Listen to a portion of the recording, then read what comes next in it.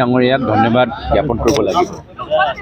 যেতিয়া তেওঁ মূল যাত্ৰা আজিৰ পৰা ১.৫ বছৰ আগত কন্যাকুমাৰীৰ পৰা আৰম্ভ কৰিছিল, অসমৰ মানুহৰ এটা হেঁপাহ আছিল যে তেওঁ এদিনৰ কাৰণে অসমলৈ আহক।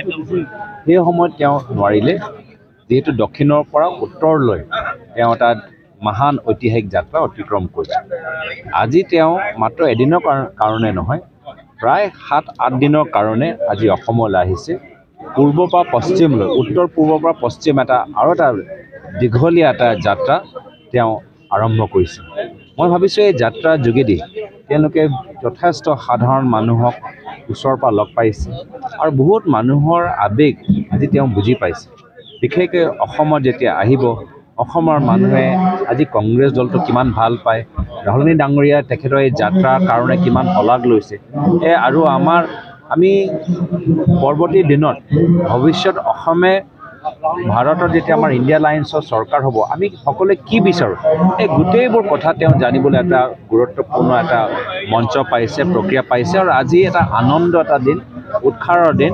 আজি তেখেতৰ লগত যথেষ্ট ৰাজ্যিক আৰু আন্তঃৰাজ্যিক আৰু ৰাষ্ট্ৰীয় মিডিয়া মানুহবোৰ আহিছে। আমি নিজৰ উজনি অসমৰ আমাৰ ইয়াত যে আমি সকলোৱে এটা মিনি ভাৰত হিচাপে ইয়াত বাগান, হিন্দী স্পিকিং, অসমীয়া, বঙালী, ভাষা সংখ্যালঘু আমি যে সকলোৱে একগোট হৈ আছোঁ, শান্তিত আছোঁ, এই কথাবোৰ আমি দেখাবলৈ আজি এই যাত্ৰাৰ যোগেদি আমি পাৰিম। লোকসভা নিৰ্বাচন আহি আছে, এই যাত্ৰাই চাওক, এই যাত্ৰাই ৰাইজৰ মনত এটা ভাল প্ৰভাৱ পেলাব যে কোনোবা এটা দল আছে যি ৰাইজৰ বিষয়বোৰ উত্থাপন কৰিছে, কোনোবা এটা দল আছে যে বৰ্তমানৰ সমস্যালৈ চিন্তা কৰিছে, কোনোবা এটা দল আছে যি ইতিহাসত আমাৰ এই শিক্ষা ক্ষেত্ৰত যথেষ্ট ৰাইট টু এডুকেশ্যন জৰিয়তে ডাঙৰ কাম কৰিলে, MGNREGAৰ জৰিয়তে শ্ৰমিকসকলৰ কাৰণে ডাঙৰ কাম কৰিলে। তো নিশ্চয় ৰাইজৰ মনৰ ওপৰত এটা ভাল প্ৰভাৱ পেলাব। তথাপিও এই যাত্ৰা আপোনালোকে দেখা পাইছে, এই যাত্ৰা মানুহৰ মাজত এটা নতুন শক্তি সৃষ্টি কৰিছে। যিহেতু বৰ্তমানৰ পৰিৱেশত বিজেপিয়ে ভয়, ভাবুকি, দমন, অত্যাচাৰ, পুলিচ, ED, ইনকাম টেক্স এইবোৰ চব কৰি মিডিয়াসকলক, যুৱকসকলক, শিক্ষকসকলক, সামাজিক সংগঠনসকলক একদম কব্জা কৰি ৰাখিবলৈ বিচাৰিছে। কিন্তু আজি তেওঁলোকে এই যাত্ৰাৰ যোগেদি বিভিন্ন এই সমাজৰ অংগবোৰ শক্তি পাব আৰু নিজৰ মুখখনটো মুকলি তেওঁলোকৰ কথাবোৰ ক'বলৈ এটা শক্তি পাব।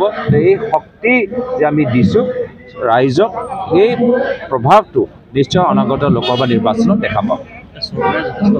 অসমৰ ৰাইজৰ আশীৰ্বাদ আজি এই যাত্ৰাৰ লগত আছে। মোক কিমান ফোন আহিছে যে আমি এই যাত্ৰা চাবলৈ আহিছোঁ, আমি ৰাহুল ডাঙৰীয়াক চাবলৈ আহিছোঁ, আমি যাত্ৰাৰ এই যে উদ্দেশ্যটো আমি ভাল পাইছোঁ। যেতিয়া অসমৰ মানুহে সিদ্ধান্ত লৈছে যে আমি এই যাত্ৰাক স্বাগতম জনাম, বৰ্তমানৰ বিজেপি চৰকাৰ বাধাৰ দিবলৈ চেষ্টা কৰিলেও বাধা দিব নোৱাৰিব।